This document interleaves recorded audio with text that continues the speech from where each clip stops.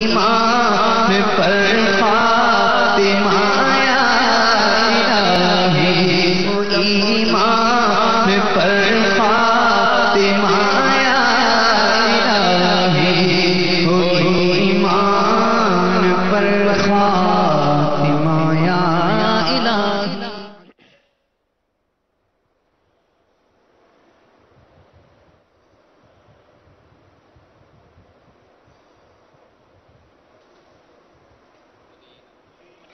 الحمد للہ رب العالمین والصلاة والسلام علی سید المرسلین، اما بعد فاعوذ باللہ من الشیطان الرجیم، بسم اللہ الرحمن الرحیم۔ الصلاة والسلام علیک یا رسول اللہ وعلی آلک وصحابک یا حبیب اللہ۔ الصلاة والسلام علیک یا نبی اللہ وعلی آلک وصحابک یا نور اللہ۔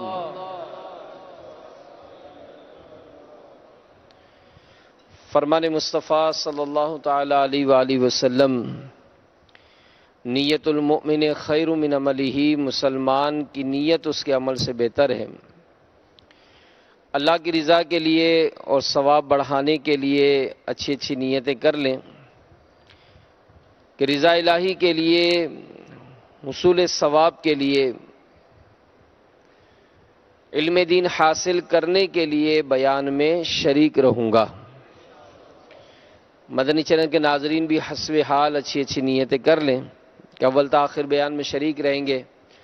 جو باتیں سنیں گے اسے یاد رکھوں گا، عمل کروں گا، دوسروں تک پہنچانے کی کوشش کروں گا۔ ہمارے پیارے نبی مکی مدنی صلی اللہ تعالی علیہ وآلہ وسلم کا فرمان عبرت نشان ہے،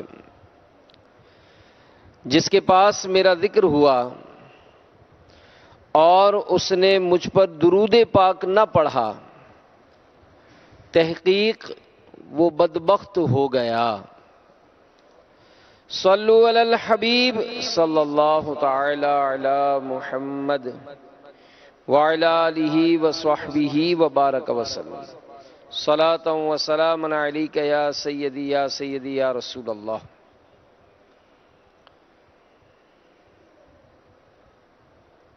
پاکستان کے صوبہ بلوچستان کا ایک ڈویژن ہے ڈیرہ بگٹی، تو اس کے شہر سوئی کے ایک اسکول ٹیچر نے اپنا کچھ اس طرح بیان دیا کہ میں تمبولا، یہ ایک قسم کا کھیل ہے جس میں پیسوں کا جوا ہوتا ہے، تو کہتے ہیں کہ میں تمبولا کی دکان چلاتا تھا۔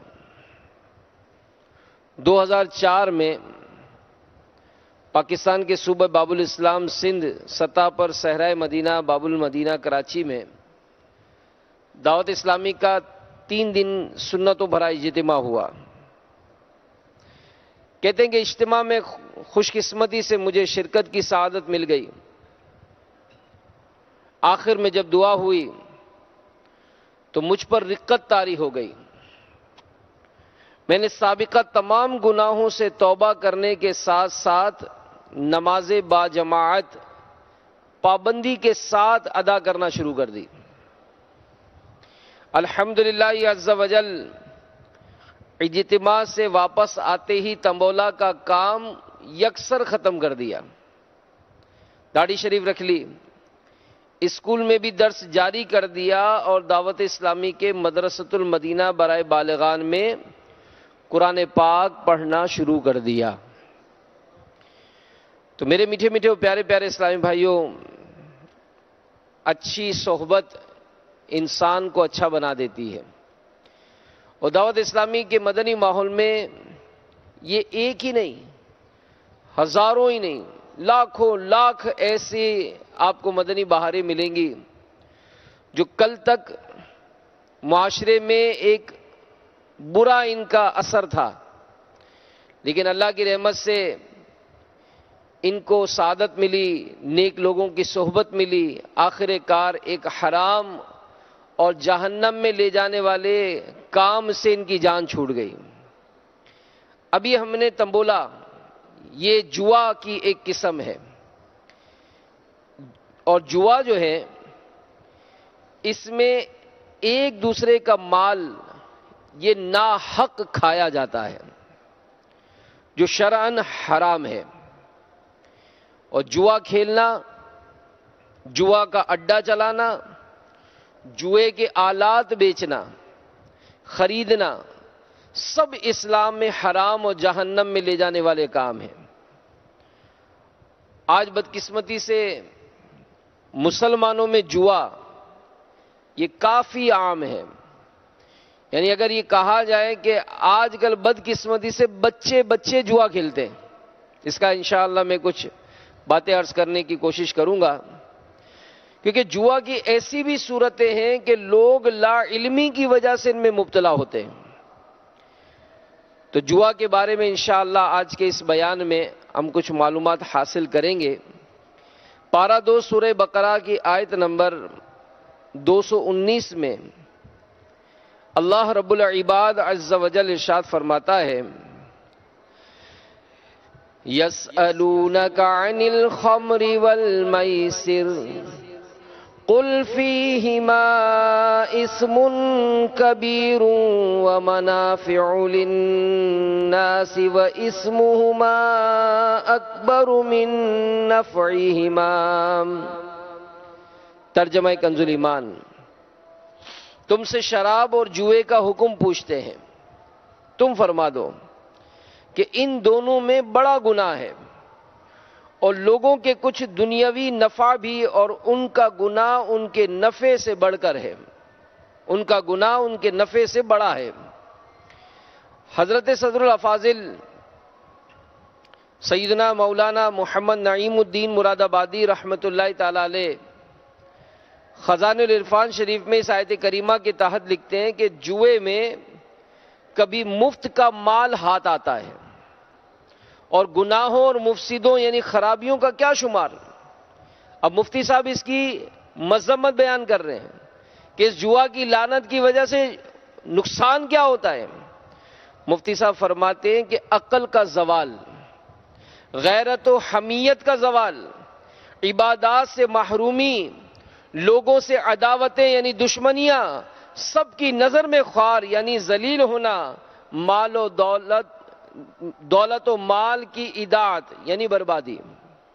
اور پارہ 7 سورۃ المائدہ کی آیت نمبر 90 تا 91 میں اللہ الرحمن عز و جل کا فرمانے عبرت نشان ہے، یا ایھا الذین آمنوا انما الخمر والمیسر والانصاب والازلام رجس من عمل الشیطان فاجتنبوه لعلکم تفلحون۔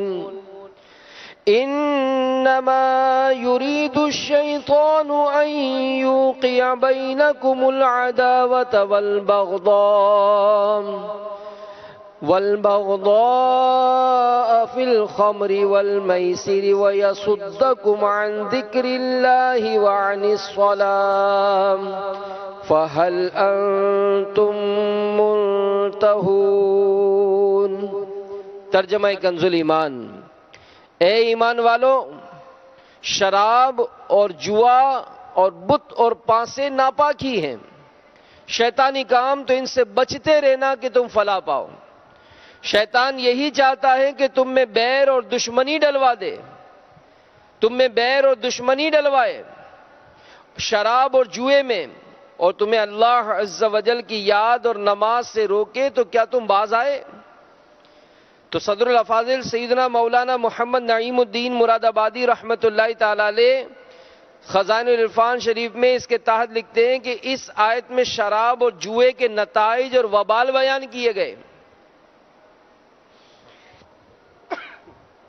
کہ شراب خوری اور جوئے بازی کا ایک وبال تو یہ ہے کہ اس سے آپس میں بغض و عداوتیں پیدا ہوتی ہیں، جو ان بدیوں یعنی برائیوں میں مبتلا ہو وہ ذکر الہی اور نماز کے اوقات کی پابندی سے محروم ہو جاتا ہے۔ تو ایسے افعال، ایسی صحبتیں، ایسی گیدرنگ اور ایسے انداز، ان سے بچنا ہے، ورنہ یہ دنیا اور آخرت کی تباہی و بربادی ہمارا مقدر بن سکتی ہے۔ اور پھر جوئے میں جو مال جیتا جاتا ہے، اس کے بارے میں کیا ارشاد ہے سنیے۔ پارہ 2 سورہ بقرہ کی آیت نمبر 188 میں ارشاد رب العباد ہوتا ہے، وَلَا تَأْكُلُوا أَمْوَالَكُمْ بَيْنَكُمْ بِالْبَاطِلِ، ترجمہ کنز ایمان، اور آپس میں ایک دوسرے کا مال ناحق نہ کھاؤ۔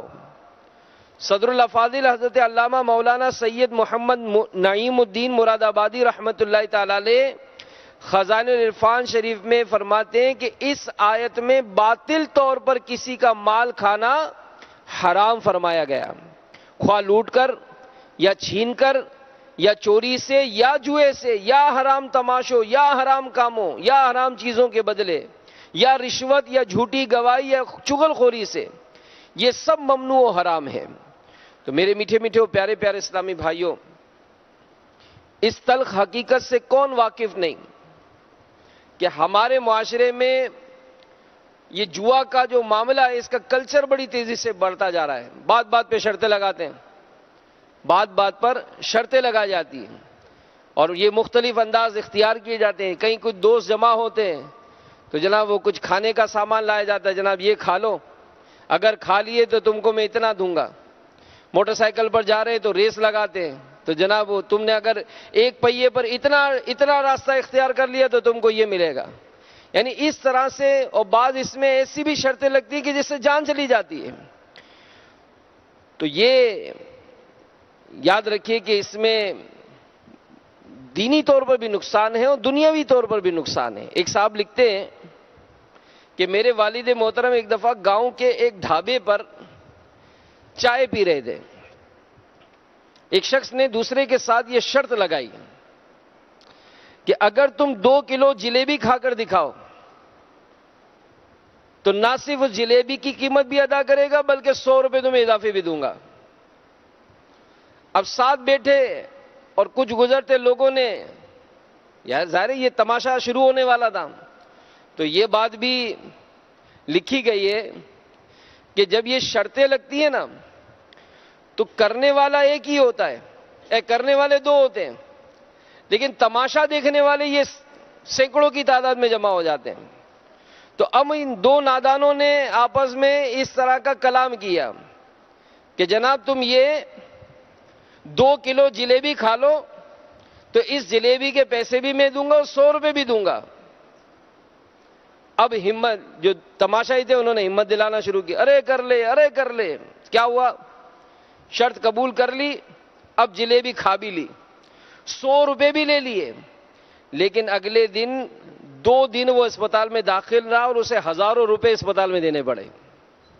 یہ ہوتا ہے، ایسے گیدرنگ میں جانے میں ہمیں مزہ آتا ہے، ایسے لوگوں کے ساتھ بیٹھنے میں ہمیں لطف آتا ہے کہ اس طرح کی کوئی یار کمپنی ہے نا، کچھ آپس میں شگل میلہ نہیں کر سکتے، کچھ ایسا نہیں کر سکتے۔ کئی ایسے واقعات ہیں۔ ایک جگہ تو غالباً میں نے پڑھا تھا بوتلیں پینے کا کوئی مقابلہ ہوا تھا، 1 یا 2 کریٹ پینے تھے، کیا تھی، وہ بندہ جان سے ہی چلا گیا، جان سے ہی چلا گیا۔ اسی طرح وہ شخص لکھتا ہے کہ میرے دوست نے کسی نے شرط لگائی کہ اگر وہ 3 درجن کیلے کھائے تو اس کو ایک گھڑی، مہنگی گھڑی، اور ساتھ میں 1500 روپے دیے جائیں گے۔ اب پہلے تو وہ 3 درجن کیلے دیکھ کے گھبرایا کہ ممکن ہی نہیں، لیکن پھر وہی ہوا، یہ جو ساتھ والے ہوتے ہیں وہی مرچ مسالہ لگاتے ہیں، نعرے لگاتے ہیں، جوش جلاتے ہیں۔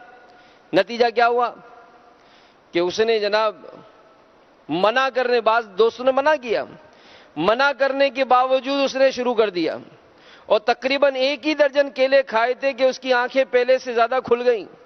اس نے پہلے تو قے کرنا شروع کی، طبیعت بگڑی، اسپتال لے جا رہے تھے۔ اس اسپتال لے جانے میں بھی جو نادان دوست ہیں وہ کہہ رہے ہیں کہ جو باقی درجن ہے اس کو زبردستی کھلا دو۔ تو تو یہ میرے میٹھے میٹھے اور پیارے پیارے اسلامی بھائیوں ہمارے معاشرے کا ایک کلچر ہو گیا. ابھی بڑا مشہور ایک واقعہ ہوا ہے پنجاب کسی جگہ پر کشمیر کی طرف. نوجوان گھومنے گئے اور ایک ایسا نوجوان جو تیرنا بھی جانتا تھا، بس وہ جذبات کی روح میں آ کر دوستوں نے نعرے لگائے اور وہی شرطیں لگیں اور اس نے آؤ دیکھا نہ تاؤ چھلانگ لگائی. تو کہتے ہیں کہ حالانکہ تیرنے والا تھا مگر وہ جوش جوش میں اس کا سر کسی پتھر سے ٹکرایا اور وہیں بے ہوش ہو گیا. کئی دنوں تک اس کی لاش بھی نہیں ملی. تو میرے میٹھے میٹھے اور پیارے پیارے اسلامی بھائیوں، ہمارا دین یہ ہم کو اس طرح کے افعال سے منع کرتا ہے، کیونکہ اس میں کئی ایسی صورتیں بدقسمتی سے معاشرے میں رائج ہو گئیں کہ جس کو دیکھ کر، جس کو مطلب جذبات کی روح میں بہہ کر بہت سارے گناہوں کا بازار گرم ہوتا ہے. احادیث مبارکہ میں جوئے کی شدید مذمت بیان کی گئی. چنانچہ جوئے کے کھیل کے بارے میں حضرت بریدہ رضی اللہ تعالیٰ عنہ سے روایت ہے، رسول اللہ صلی اللہ علیہ وآلہ وسلم نے ارشاد فرمایا، جس نے نرد شیر یعنی جوئے کا ایک کھیل کھیلا تو گویا اس نے اپنا ہاتھ خنزیر کے گوشت اور خون میں ڈبو دیا. حضرت ابو عبد الرحمن ختمی رضی اللہ تعالیٰ عنہ سے روایت ہے، سرکار مدینہ صلی اللہ علیہ وآلہ وسلم نے ارشاد فرمایا، جو شخص نرد کھیلتا ہے پھر نماز پڑھنے اٹھتا ہے اس کی مثال اس شخص کی طرح ہے جو پیپ اور سور کے خون سے وضو کر کے نماز پڑھنے کھڑا ہوتا ہے. تو دین اسلام نے اپنے ماننے والوں کو ہر اس عمل اور عادت سے روکا ہے جس سے ان کا مالی اور جسمانی نقصان وابستہ ہو، انہیں اللہ عز و جل کے ذکر سے غافل کر دے. ایسی بے شمار چیزوں میں سے ایک چیز جوا بازی ہے جو معاشرتی امن و سکون اور باہمی محبت و یگانت کے لیے زیر قاتل سے بڑھ کر ہے. قرآن حدیث میں مختلف انداز سے مسلمانوں کو اس شیطانی عمل سے روکا گیا، لیکن افسوس فی زمانہ مسلمانوں کی ایک تعداد اس خبیث ترین عمل میں مبتلا نظر آ رہی ہے. یہ لوگ دنیا اور آخرت کے لیے حقیقی طور پر مفید کاموں کو چھوڑ کر اپنے شب و روز کو اسی عمل میں لگائے ہوئے ہیں، اور ان کی اسی روش کا نتیجہ ہے کہ ان مسلمانوں کی نہ تو دنیاوی پسماندگی دور ہو رہی ہے اور نہ ہی وہ اپنی اخروی زندگی کے لیے کچھ کر پا رہے ہیں. تو یہاں پر چند صراط الجنان شریف میں مفتی صاحب نے دنیاوی نقصان ذکر کیے ہیں تاکہ عبرت حاصل ہو اور مسلمان جوئے سے باز آ جائیں. فرماتے ہیں کہ جوئے کی وجہ سے جوئے بازوں میں بغض، عداوت اور دشمنی پیدا ہو جاتی ہے اور بسا اوقات قتل و غارت گری تک نوبت پہنچتی ہے. جی ہاں، اور یہ آگے چند ایک مثالیں میں غیبت کی تباہ کاریوں سے پیش کروں گا کہ بدقسمتی سے گھروں میں کھیلا جاتا ہے. بھائی بہن آپس میں کھیل رہے ہوتے ہیں، اگر نیچے بچے کھیل رہے ہیں، انہوں نے جب اپنے بڑوں کو گھر میں دیکھا تو اب جناب وہ کھیلتے کھیلتے آپس میں جوا کھیلنا شروع کر دیتے ہیں، شرطیں لگائی جا رہی ہیں اور اس طرح سے نہ جانے کتنے گناہوں کا بازار جو گرم ہو رہا ہے. پھر جب ظاہر ایک جیتتا ہے اور ایک ہارتا ہے تو جو ہارے گا وہ واہ کر کے تو دے گا ہی نہیں، آہ کر کے ہی دے گا. تو اس طرح آپس میں بغض، عداوت اور دشمنی پیدا ہوتی ہے. جوئے بازی کی وجہ سے مالدار انسان لمحوں میں غربت و افلاس کا شکار ہو جاتا ہے. خوشحال گھر بدحالی کا نظارہ پیش کرنے لگتے ہیں. اچھا خاصا آدمی کھانے پینے تک محتاج ہو کر رہ جاتا ہے. معاشرے میں اس کا بنا ہوا وقار ختم ہو جاتا ہے. سماج میں اس کی کوئی قدر و قیمت اور عزت باقی نہیں رہتی. جوئے باز نفع کے لالچ میں بکثرت قرض لینے اور کبھی کبھی سودی قرض لینے پر مجبور ہو جاتا ہے، اور جب وہ قرض ادا نہیں کر پاتا تو اسے قرض نہیں ملتا تو وہ ڈاکہ زنی، چوری وغیرہ میں مبتلا ہو جاتا ہے. حتیٰ کہ جوئے باز چاروں جانب سے مصیبتوں میں ایسا گھر جاتا ہے کہ بالآخر وہ خودکشی کرنے پر مجبور ہو جاتا ہے. تو اللہ تعالیٰ مسلمانوں کو ہدایت عطا فرمائے اور انہیں اس شیطانی عمل سے بچنے کی توفیق عطا فرمائے. تو میرے میٹھے میٹھے اور پیارے پیارے اسلامی بھائیو، ظاہر ہے جب جوا کھیلا جاتا ہے ایک کو فائدہ ہوتا ہے، دوسرے کو نقصان ہوتا ہے. تو دین اسلام میں اپنے فائدے کے لیے دوسروں کو نقصان پہنچانا اس کا بھی منع فرمایا گیا. چنانچہ سورہ بقرہ میں ہے، وَلَا تَأْكُلُوا أَمْوَالَكُمْ بَيْنَكُمْ بِالْبَاطِلِ وَتُدْلُوا بِهَا إِلَى الْحُكَّامِ لِتَأْكُلُوا فَرِيقًا مِّنْ أَمْوَالِ النَّاسِ بِالْإِثْمِ وَأَنْتُمْ تَعْلَمُونَ۔ ترجمہ کنز العرفان۔ اور آپس میں ایک دوسرے کا مال ناحق نہ کھاؤ، اور نہ حاکموں کے پاس ان کا مقدمہ اس لیے پہنچاؤ کہ لوگوں کو کچھ مال ناجائز طور پر جان بوجھ کر کھا لو۔ وَلَا تَأْكُلُوا أَمْوَالَكُمْ بَيْنَكُمْ بِالْبَاطِلِ، اور آپس میں ایک دوسرے کا مال ناحق نہ کھاؤ۔ یعنی اس آیت میں باطل طور پر کسی کا مال کھانا حرام فرمایا گیا، خواہ لوٹ کر یا چھین کر، چوری سے یا جوئے سے یا حرام تماشوں یا حرام کاموں یا حرام چیزوں کے بدلے یا رشوت یا جھوٹی گواہی سے، یہ سب ممنوع و حرام ہے۔ تو اس ضمن میں مفتی صاحب ایک مسئلہ نقل فرماتے ہیں کہ اس سے معلوم ہوا کہ ناجائز فائدے کے لیے کسی پر مقدمہ بنانا اور اس کو حکام تک لے جانا ناجائز و حرام ہے۔ اسی طرح اپنے فائدے کی غرض سے دوسرے کو ضرر پہنچانے کے لیے حکام پر اثر ڈالنا، رشوتیں دینا حرام ہے۔ حکام تک رسائی رکھنے والے لوگ اس آیت کو حکم پیش نظر رکھیں۔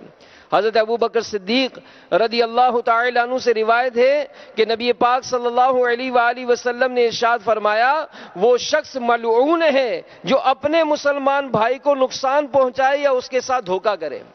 تو میرے میٹھے میٹھے و پیارے پیارے اسلامی بھائیوں، جوا اس کے متعلق سن لیجئے کہ جوا کھیلنا حرام ہے۔ جوا ہر ایسا کھیل جس میں اپنا کل یا بعض مال چلے جانے کا اندیشہ ہو یا مزید مل جانے کی امید ہو۔ شطرنج، تاش، لوڈو، کیرم، بلیئرڈ، کرکٹ وغیرہ ہار جیت کے کھیل جن پر بازی لگائی جاتی ہے، یہ سب جوئے میں داخل اور حرام ہیں۔ یوں ہی کرکٹ وغیرہ میں میچ یا ایک ایک اوور یا ایک ایک بال پر جو رقم لگائی جاتی ہے، یہ جوا ہے۔ یوں ہی گھروں یا دفتروں میں چھوٹی موٹی باتوں پر جوا جو اس طرح شرطیں لگتی ہیں کہ اگر میری بات درست نکلی تو تم کھانا کھلاؤ گے، آپس میں بہن بھائی آپس میں کر رہے ہوتے ہیں، آپس میں رشتہ دار کر رہے ہوتے ہیں، یہاں تک کہ نادانی کی انتہا کے ماں باپ اور بچوں میں اس طرح کا سلسلہ چل رہا ہوتا ہے۔ یہ سب کیا ہے؟ یہ سب علم دین سے دوری ہے، علم دین حاصل نہیں ہے، آپس میں گفتگو کرنے کا کوئی ہم کو سینس ہی نہیں ہے، کوئی طریقہ ہی نہیں ہے۔ تو اس طرح سے کہ اگر میری بات درست نکلی تو تم کھانا کھلاؤ گے، اگر تمہاری بات درست نکلی تو میں کھانا کھلاؤں گا، یہ سب جوئے میں داخل ہے۔ یوں ہی لاٹری وغیرہ جوئے میں داخل ہے۔ آج کل موبائل کمپنی میسج کرنے پر ایک مخصوص رقم کٹتی ہے اور اس پر انعامات بھی رکھے جاتے ہیں، یہ سب جوئے میں داخل ہے۔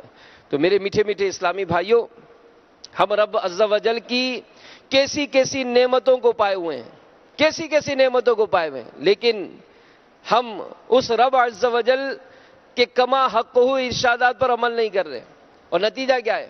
طرح طرح کی بیماریاں، طرح طرح کی پریشانیاں آئے دن ہمیں گھیرے رہتی ہیں۔ دعا کرتے ہیں تو جناب ہماری دعائیں قبول نہیں ہوتی، ہماری بیماریاں دور نہیں ہوتی، ہماری پریشانیاں دور نہیں ہوتی، تو کہیں ایسا تو نہیں کہ جو کچھ بھی ہیں وہ اپنے ہی ہاتھوں کی بدولت؟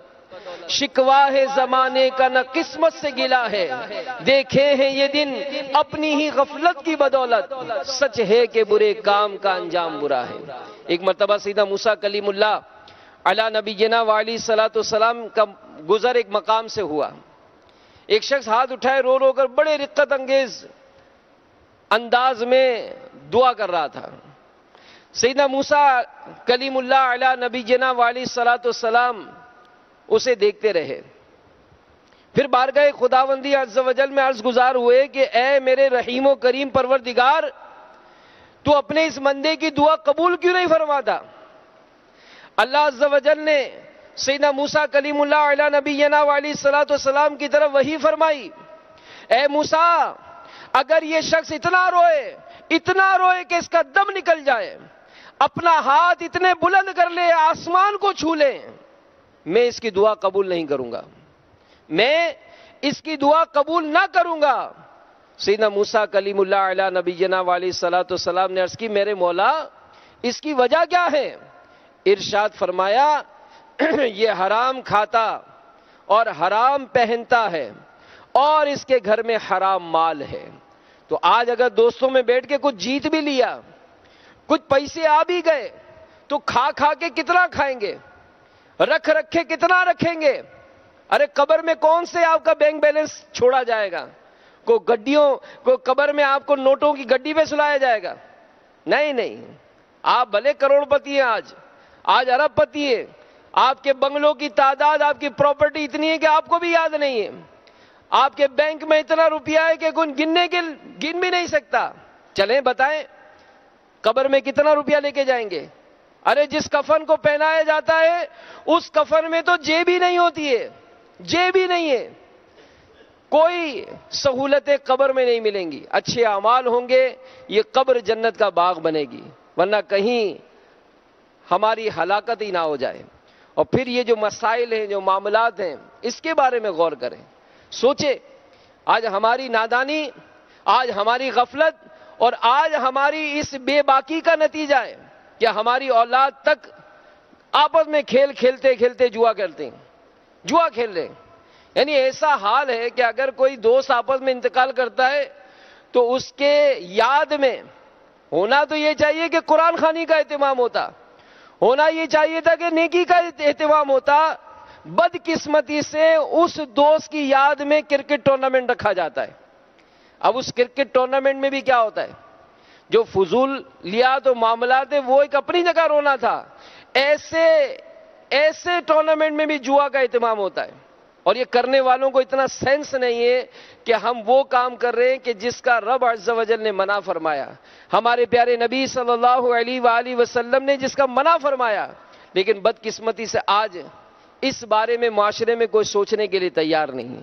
تو کوئی شخص جتنا بھی مال حرام جمع کر لے، ایک دن ایسا آئے گا کہ اسے یہ سارا مال دنیا میں ہی چھوڑ کر خالی ہاتھ دنیا سے جانا ہوگا، کیونکہ کفن میں تھیلی ہوتی ہے، نہ قبر میں تجوری۔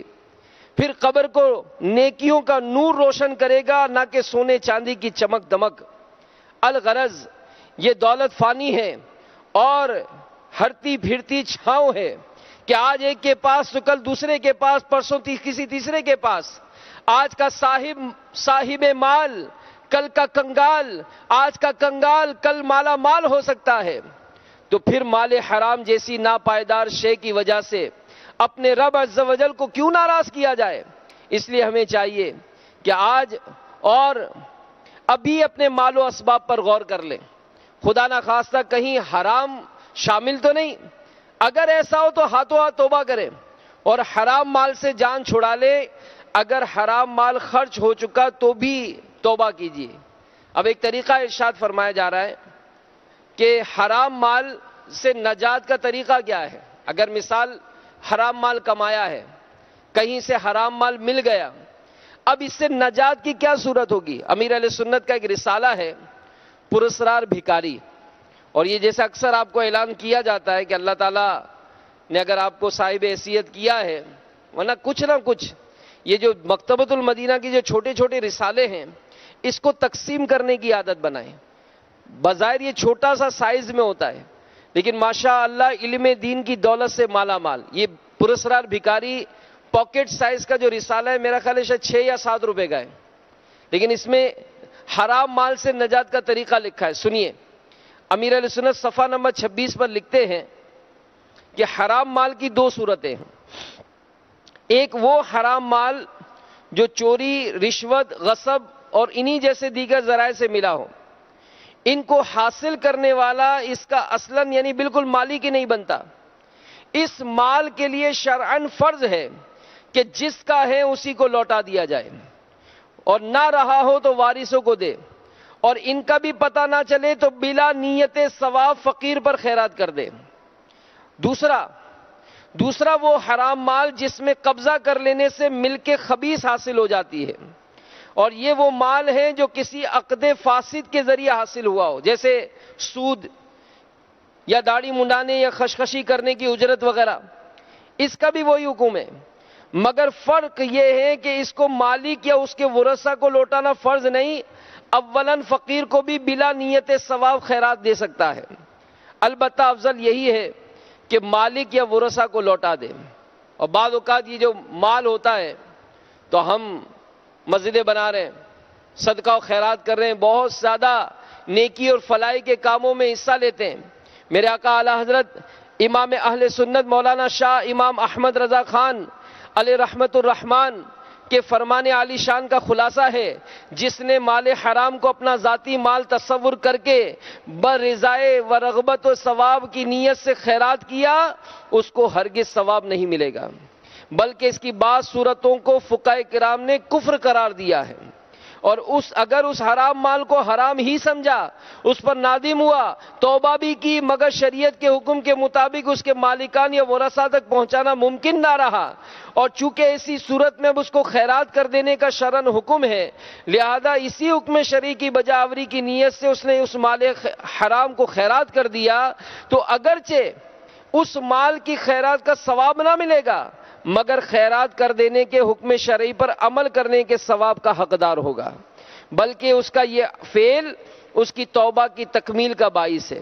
تو میرے میٹھے میٹھے اور پیارے پیارے اسلامی بھائیوں، مسلمانوں سے خیر خواہی کیجیے۔ یعنی آج واقعی کسی مسلمان کا نقصان ہونا تو دل میں بڑی خوشیاں ہوتی ہیں، دھوکہ دینے میں تو وہ مہارت حاصل کی جاتی ہے، بلکہ اگر کسی دکان پر سیٹھ نے اپنے بیٹے کو بٹھایا اور اس بیٹے نے کوئی چونا لگا دیا، کوئی اچھا نفع کما دیا، تو اس بیٹے کو جو ہے وہ مبارکبادیں دی جاتی ہیں اور اس کو جناب شاباشیاں دی جاتی ہیں۔ ہمارے اسلاف و بزرگوں کا انداز سبحان اللہ، کیسا یہ مسلمانوں کے ساتھ خیر خواہی کیا کرتے تھے۔ حضرت سیدنا جریر بن عبداللہ رضی اللہ تعالی عنہ نے ایک مرتبہ اپنے غلام کو حکم دیا کہ ایک گھوڑا خرید لاؤ۔ اب دیکھیں انداز، مسلمانوں کے ساتھ خیر خواہی۔ اس غلام نے 300 درہم میں گھوڑا خریدا اور گھوڑے کے مالک کو ساتھ لے آیا تاکہ حضرت جریر رضی اللہ تعالیٰ عنہ اسے رقم ادا کر دے۔ جب آپ رضی اللہ تعالیٰ عنہ نے گھوڑا دیکھا تو اس کے مالک سے کہا کہ تمہارا گھوڑا تو 300 درہم سے زیادہ مالیت کا ہے، کیا تم اسے 400 درہم میں بیچو گے؟ مالک نے کہا کہ اے ابو عبداللہ، یہ حضرت جریر رضی اللہ تعالیٰ کی کنیت تھی، جیسے آپ کی مرضی۔ پھر سیدنا جریر رضی اللہ تعالیٰ نے کہا کہ یہ 400 درہم سے بھی زیادہ مالیت کا ہے، کیا تم 500 درہم میں بیچو گے؟ آپ اسی طرح 100 درہم کا اضافہ کرتے رہے، یہاں تک کہ آپ نے وہ گھوڑا 800 درہم میں خریدا۔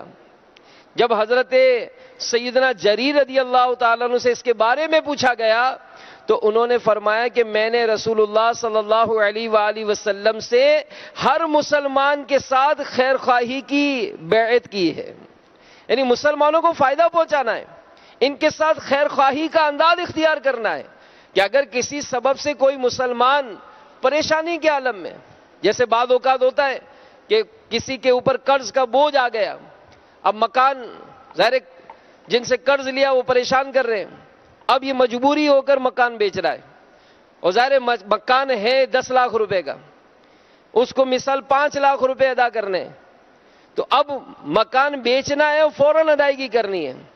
تو ایک تو یہ ہوتا ہے کہ چونکہ اس کی مالیت 10 لاکھ کی ہے تو کیوں نہ اس کے ساتھ خیر خواہی کی جائے اور 10 لاکھ کی چیز 10 لاکھ میں لے لی جائے۔ ایک یہ کہ یہ ویسے ہی ٹوٹا ہوا ہے، یہ ویسے ہی گرا ہوا ہے، گرتے کو ایک اور دھکا دو کہ اس کی 10 لاکھ کی چیز میں 6 لاکھ میں لوں گا، چاہیے تو لے لو ورنہ ٹھیک ہے کسی اور کو دے دو، اب وہ مجبور ہے۔ تو اس طرح کے بہت سارے معاملات یہ معاشرے میں ہمیں سامنا ہوتا ہے، لیکن آج مسلمانوں کے ساتھ خیر خواہی کا جذبہ یہ بدقسمتی سے ہمارا ماند پڑ گیا، جبھی تو جوا اور نہ جانے کیسے کیسے انداز یہ اختیار کیے جاتے ہیں۔ تو یاد رکھیے کہ جوا کو عربی میں قمار کہتے ہیں، اس کی تعریف بھی ملاحظہ کیجئے۔ حضرت میر سید شریف جرجانی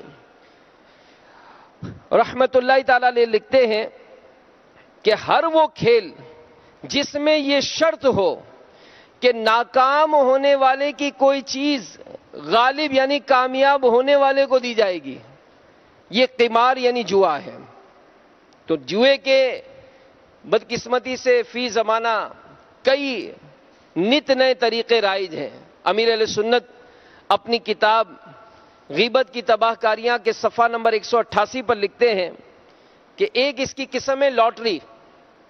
اس طریقہ کار میں لاکھوں کروڑوں روپے کے انعامات کا لالچ دے کر لاکھوں ٹکٹ معمولی رقم کے بدلے فروخت کیے جاتے ہیں، پھر قرآن دادی کے ذریعے کامیاب ہونے والوں میں چند لاکھ یا چند کروڑ تقسیم کیے جاتے ہیں، جبکہ بقیہ افراد کی رقم ڈوب جاتی ہے۔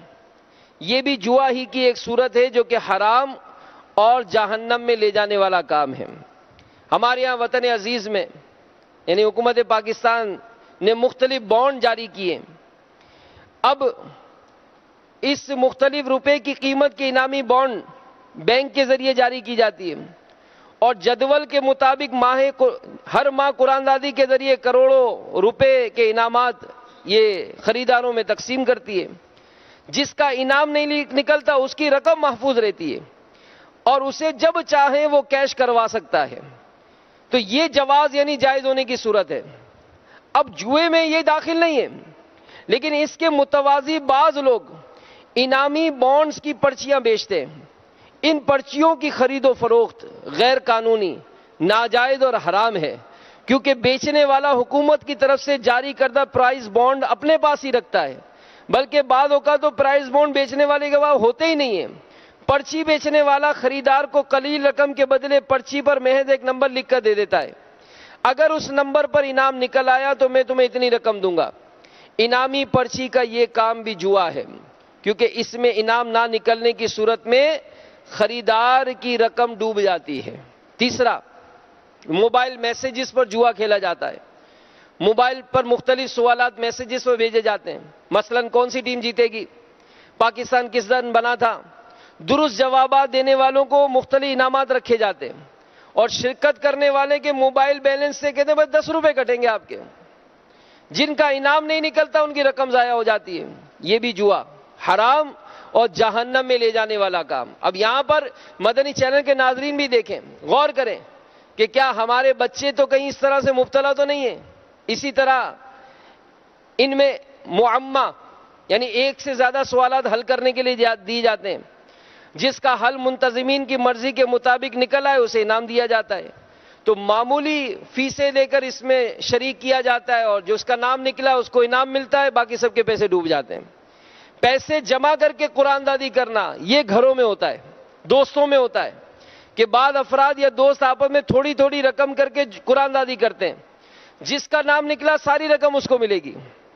یہ بھی جوا ہے، کیونکہ بقیہ افراد کی رقم ڈوب جاتی ہے۔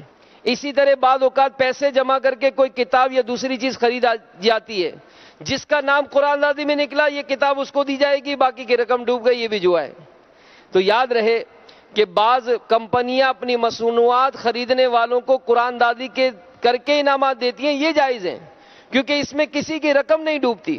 اسی طرح مختلف کھیلوں کے لیے شرطیں لگاتے ہیں، مثلا گھڑ دوڑ، کرکٹ، کیرم، بلیئرڈ، تاش، شطرنج وغیرہ دو طرفہ شرطیں لگا کر کھیلے جاتے ہیں کہ ہارنے والا جیتنے والوں کو اتنی رقم یا فلاں چیز دے گا۔ یہ بھی جوا اور ناجائز ہے۔ تو بہرحال میرے میٹھے میٹھے اور پیارے پیارے اسلام بھائی، اسی طرح بعض نادان گھروں میں مختلف کھیلوں مثلا تاش یا لوڈو پر دو طرفہ شرطیں لگا کر کھیلتے ہیں۔ کھانا کھلانے کی ہوتی ہے، بھائی تم ہارو گے تو سب کو کھانا آپ یہ ٹیم کھلائے گی، یہ جیتے یہ ہارے گی تو یہ کھلائے گی۔ اس طرح کا معاملہ گھر گھر میں کیا جاتا ہے، ان سے گھر میں بچوں کو بچانا چاہیے۔ تو میرے میٹھے میٹھے اور پیارے پیارے اسلامی بھائیوں، مدنی چینل کے ناظرین، ہم مسلمان ہیں، دین اسلام نے جو ہمیں احکامات ارشاد فرمائے ہمیں اس پر عمل کرنا ہے۔ اور دیکھیں تو صحیح کہ رب عز و جل نے کیسی کیسی نعمتیں، کیسی کیسی برکتیں ہمیں عطا فرمائیں، اور ہم ہیں کہ اسی رب کی عز و جل کی نافرمانیاں کرتے ہیں۔ ایک بادشاہ کا غلام گھوڑے پر سوار غرور کے عالم میں چلا جا رہا تھا، سامنے سے ایک بزرگ آ گئے، انہوں نے اس مغرور غلام سے کہا کہ یہ اکڑ خانی اچھی نہیں ہے۔ غلام نے اور زیادہ اکڑ سے کہا، میں فلاں کا غلام ہوں، فلاں بادشاہ کا غلام ہوں، اور وہ بادشاہ مجھ پر بہت بھروسہ کرتا ہے، جب وہ سوتا ہے میں اس کی حفاظت کرتا ہوں، جب اسے بھوک لگتی ہے میں اسے کھانا دیتا ہوں، اتنا قریب ہوں میں. کوئی حکم دیتا ہے تو فوراً بجا لاتا ہوں، میں بہت خاص آدمی ہوں اس کا. ان بزرگ نے پوچھا جب تم سے غلطی ہو جاتی تو کیا ہوتا ہے؟ تو غلام نے جواب دیا کہ اس صورت میں مجھے کوڑے لگتے ہیں. تو بزرگ فرمانے لگے کہ پھر تو مجھے زیادہ کرنا چاہیے. اب بزرگ سمجھانے کے لیے فرمانے لگے کہ یہ باتیں سن کر کے اس صورت میں تو مجھے زیادہ کرنا چاہیے. غلام نے حیران ہو کر پوچھا وہ کیسے؟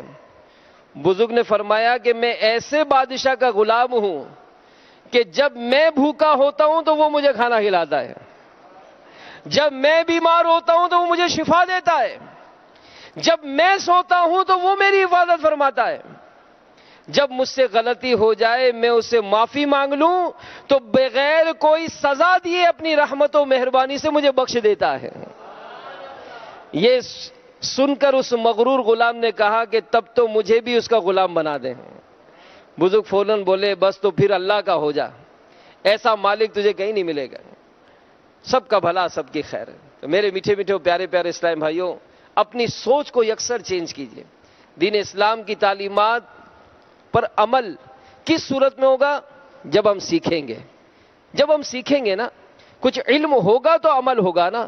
اپنے گھر میں وہ مدنی ماحول بنائیں تو صحیح کہ جس سے آپ کے ساتھ ساتھ آپ کے بچے بھی اس دین اسلام کی تعلیمات کو حاصل کریں، تاکہ ہمارے مرنے کے بعد ہماری اولاد ہمارے لیے ثواب جاریہ کا ذریعہ بنے. کہیں ایسا نہ ہو کہ اولاد بھی کوئی فنکشن ہی ہمارے لیے یاد میں مقرر کر دے کہ جناب آج میرے والد صاحب کا چونکہ دن ہے تو لہذا میں اس طرح کا فنکشن کروں گا. کوئی بعید نہیں کہ آنے والے دنوں میں کچھ ایسا بھی نہ ہو. جیسا میں نے ٹورنامنٹ کا کہا کہ کرکٹ ٹورنامنٹ، بھائی یہ دوست ہمارا ساتھ کھیلتا تھا، اس سال ہم اس کی یاد میں ایک ٹورنامنٹ رکھیں گے اور کھیل کود کر کے پورے محلے کو پریشان کر کے بھائی کیا ہو رہا ہے، بھائی فلاں کی یاد میں یہ ٹورنامنٹ رکھا جا رہا ہے. اور پھر یہ آفت الگ کہ اب اس میں جناب جوا کی لعنتیں شروع ہو گئی ہیں. تو بہرحال ان چیزوں سے بچنا ہمارے لیے بھی لازم ہے. پھر بینگ اے مسلم، ایک مسلمان ہونے کی حیثیت سے نہ صرف خود یہ باتیں سیکھنی ہیں بلکہ دوسروں تک سکھانی ہے. اس کے لیے دعوت اسلامی کے مدنی ماحول سے وابستہ ہو جائیے. دعوت اسلامی کے تحت ہونے والے مساجد میں درس، اس میں شرکت کیجیے. دعوت اسلامی کے تحت ہونے والے اجتماعات میں شرکت کیجیے. اللہ کی رحمت ہے آج کل ذوالحجہ کا یہ مبارک عشرہ جاری ہے، روزانہ مدنی مذاکروں کا سلسلہ ہے. تھوڑا شیڈول چیک کریں، تھوڑا شیڈول بنائیں، اپنے شیڈول میں ایسی گنجائش رکھیں کہ روزانہ عشاء کی نماز اگر باب المدینہ میں تو آئیے، اپنے سمجھدار مدنی منوں کو بھی لے کر آئیے تاکہ اس مدنی مرکز، اس کی روحانیت، اس کی برکتیں ہم بھی پائیں، ہماری اولاد بھی پائے. ہمارے مرنے کے بعد بھی ہماری اولاد کو یہی مرکز نظر آئے کہ بیٹا یہاں رہو گے تو میرے لیے ثواب جاریہ کے ذریعے بناتے رہو گے. ورنہ کہیں ادھر ادھر بھٹک گئے، کہیں ادھر ادھر دوستوں میں چلے گئے، کہیں ادھر ادھر گیدرنگ میں چلے گئے تو کہیں ایسا نہ ہو کہ مرنے کے بعد ہماری قبریں بھی بھلا دی جائیں. جی ہاں، ایسے تماشے ہر سال آپ سننے کو ملتے ہیں اب تو کہ والد صاحب کی قبر پر گئے، ہر شب برات جاتے تھے، اس بار گئے تو قبر ہی نہیں ملی. کیا ہوا؟ بھائی وہ درخت کی نشانی لگائی تھی کہ فلاں درخت کے نیچے والد صاحب کی قبر تھی، اب تو والد صاحب کی قبر ہی نہیں ملی، اس لیے کہ وہ درخت ہی کاٹ دیا گیا. اب آپ سوچیں، غور کریں کہ ہماری اولاد ہمارے ہی بنائے ہوئے گھر میں رہ رہی ہے، ہمارے چھوڑے ہوئے کاروبار کو ہی کر رہی ہے، اور حال یہ ہے کہ اپنے سگے باپ جس نے ساری مال و دولت ہمارے لیے چھوڑا، اس کی آج سالانہ برسی کی تاریخ بھی یاد نہیں رہتی، اس کی قبر پر جانے کا بھی ٹائم نہیں ملتا. تو کیوں؟ کہ وہ ذہن ہی نہیں دیا، وہ ایصال ثواب کرنے کا، وہ علم دین سیکھنے کا، وہ سکھانے کا جذبہ یہ ہم نے اپنی اولاد کو دیا نہیں ہے. قربانی کے دن آ رہے ہیں، لاکھوں لاکھ روپے خرچ کیے جاتے ہیں، قربانی کے مسائل نہیں سیکھتے.